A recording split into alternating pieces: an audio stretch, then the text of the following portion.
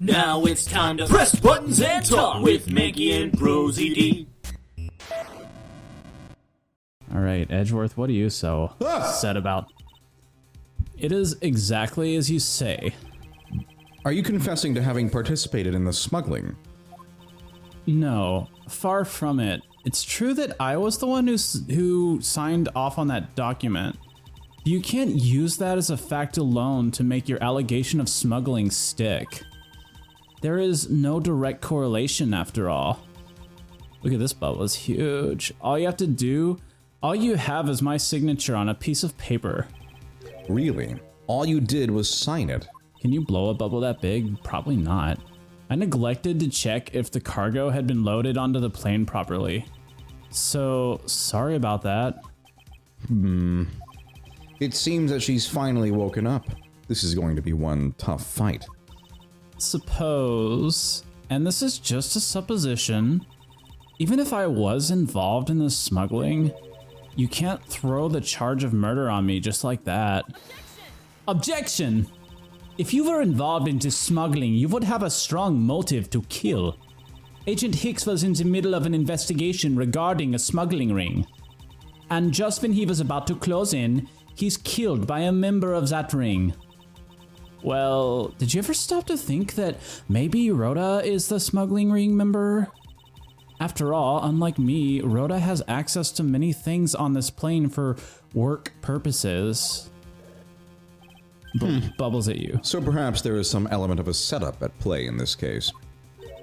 What are you talking about? Phew. Don't worry, I wasn't talking about you. I meant the killer. How's that not hurting you?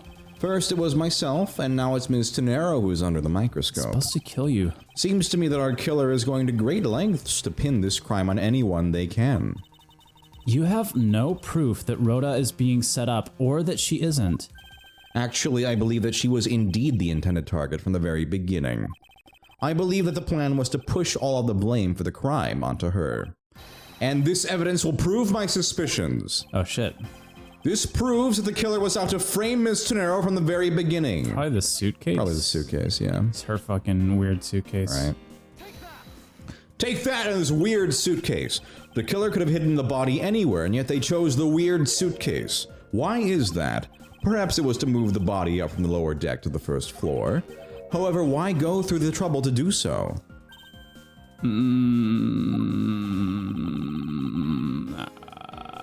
I think at this point the personality is dropped. The only way all of these actions make sense is if the killer had wanted to frame Ms. Tenero for the murder. Ms. Tenero buys a suitcase on every flight she works without fail. But should her suitcase be switched with the one containing the victim's body, that would put her in a very tight spot. Unfortunately for the killer, the turbulence put an end to that plan. Phew. There wasn't enough time to put the body back into the suitcase.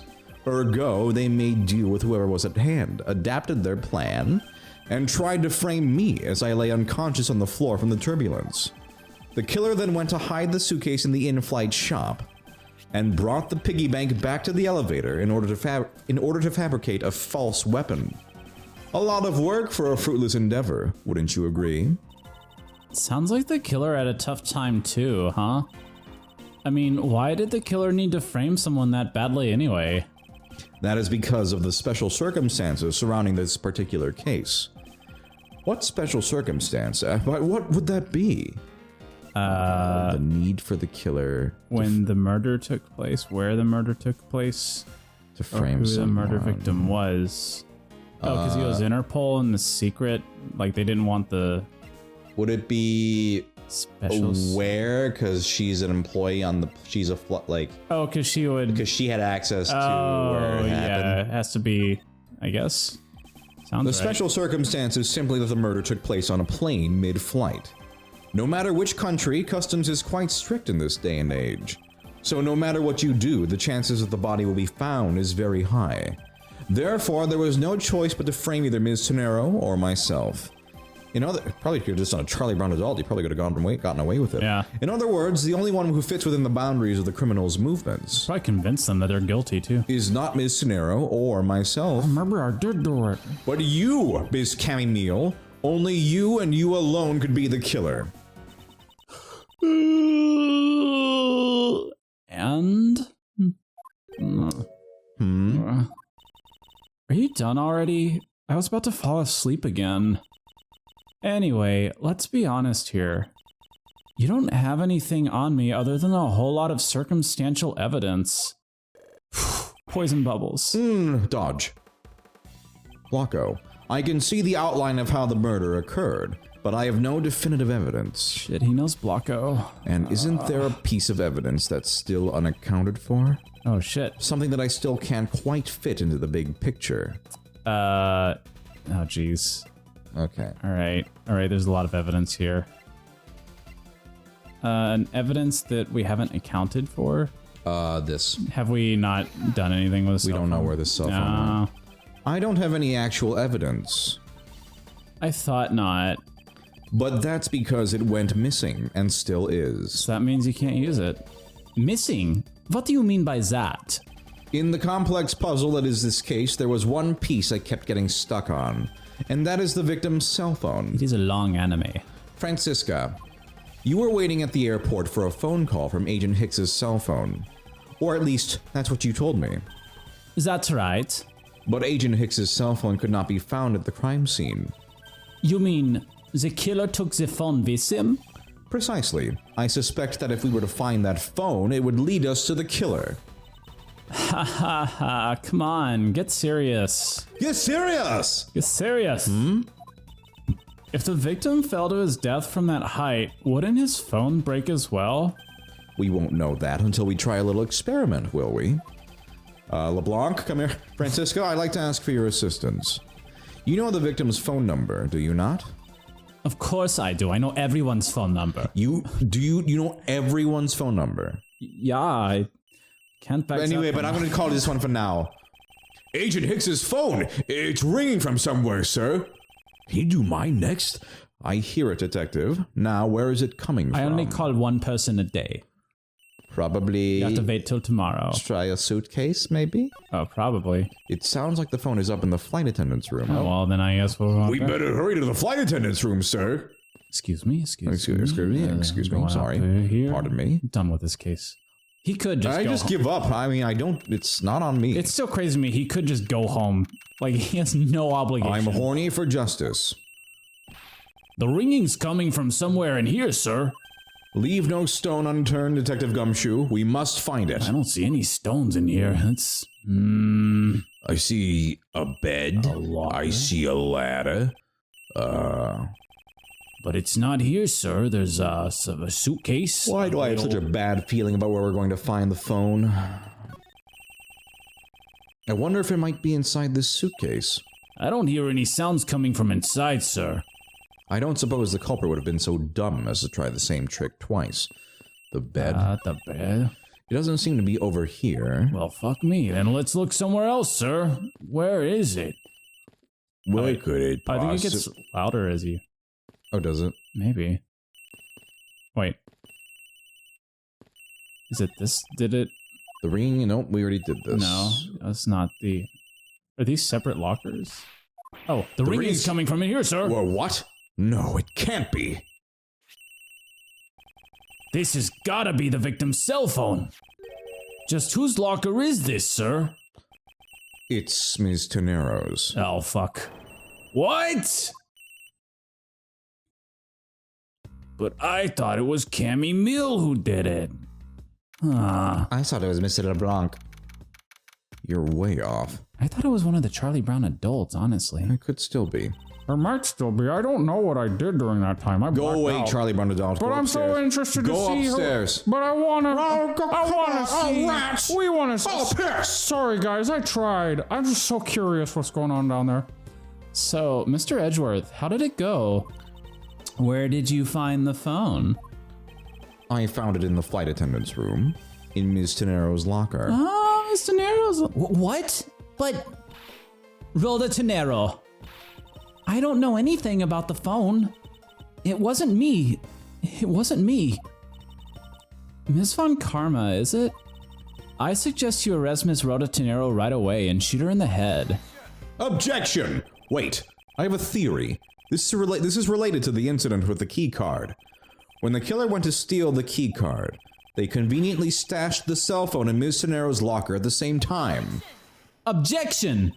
This is related to the key card, alright. In the same way that we have zero proof that the killer did just that. Ugh. The only voice that sings the truth is evidence. That is the one bird we cannot ignore. Except Crawford. Crawford is out there. Crawford flies out there. We must never forget. What should I do? Franziska's right. I can't offer baseless conjectures at this point. For that reference, check out our Walking Dead playthrough. Alright then. Why did the culprit... I don't know. Episode... Probably says Crawford in the title. Why did the culprit take the cell phone from Agent Hicks? It must have something very incriminating on it. Or in it. Oh. Or be it next to it. Hold it! Why did you say that to me? What now, Miles Edgeworth? God damn it, I want to go home. Or under it. It's not over yet. Yes, it is. We have yet to figure out why the killer took the phone. To be funny, I don't know. What? Inside this phone lies the final piece of incriminating evidence that will point us to our killer. What, like a little piece of paper that says it was gumshoe? I hope not. We need to examine this phone in more detail. Can we just take a second to fucking do shit? Alright, I'll just keep this out in case... Okay, let's turn it around. What is this? That's weird. Oh, that's weird. Camera. Ah, it's a camera lens. Come to think of it, I wonder, how exactly was Agent Hicks planning to preserve the crime scene of a smuggling? Franziska, I need you to confirm something. This cell phone, can it take pictures? Mr. Edgeworth, I can't believe you don't know about this kind of basic stuff, sir. This looks like a very similar model to my own.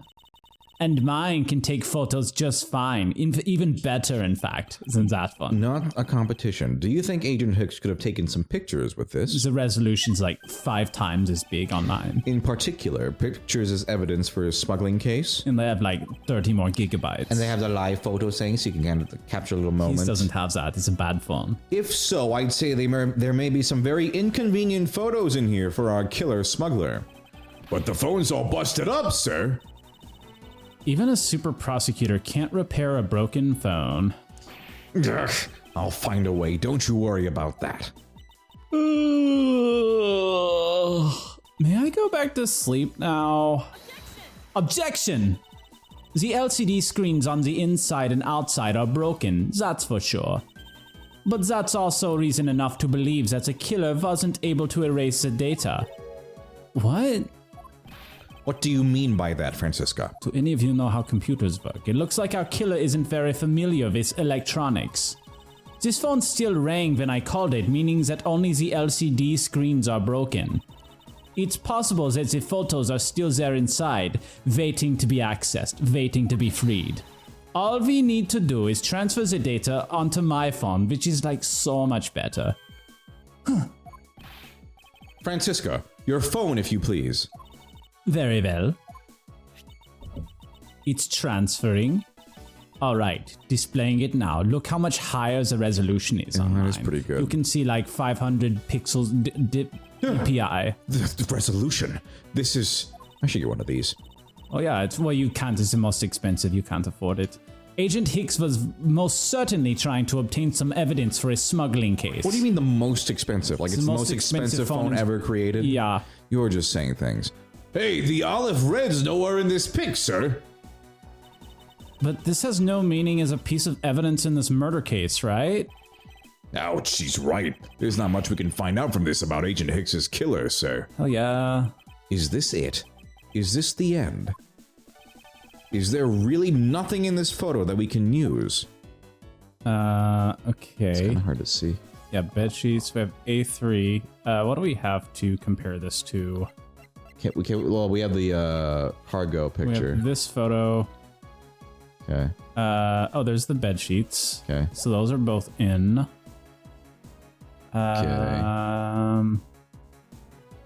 Okay. Is that the only thing we have to compare it to? I guess so.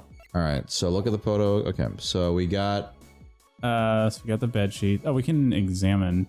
Oh, okay. We'll just examine stuff. Boxes of bed sheets. These are still in the cargo hold. There's nothing unusual about them in particular, but I can't shake the feeling. If you're just playing around, mind if I go home? Yes, I mind. I need to focus on what's different now from back then. The suitcases? Is one of them, like, missing? The fact that all of the suitcases are here in this photo is odd. I suppose it is. Agent Hicks was still alive at the time. So what exactly is so odd about suitcases that haven't been used yet being there? Yes, well, I was only pointing out things that are different between now and then. Your off-topic ramblings have put this attendant to sleep yet again, Miles Edgeworth. Oh. That's me. But you can do it if you want. I'll give Sleepyhead there a rude awakening, Well. a deafening objection, and a contradiction. Maybe next time we'll find a contradiction in this photograph. Nah. Somewhere.